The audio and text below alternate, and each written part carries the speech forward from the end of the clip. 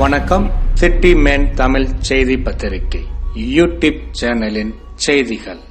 CPCL நிறுவன CSR நிதி மூலம் 2.59 கோடி செலவில் கலாநிதி வீராசாமி எம்பி ஏற்பாட்டில் மணலியில் சமூக நலக்கூடம் மற்றும் நவீன நூலகம் திறப்பு.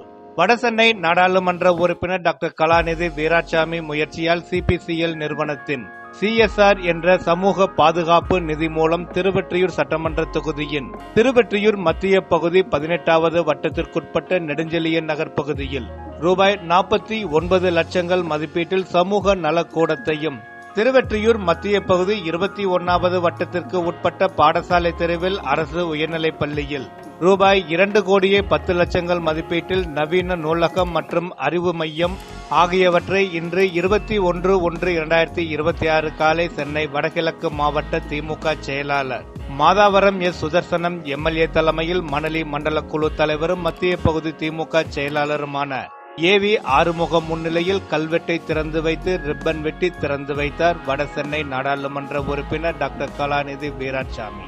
தொடர்ந்து குத்து விளக்கை ஏற்றி வைத்தார்கள்.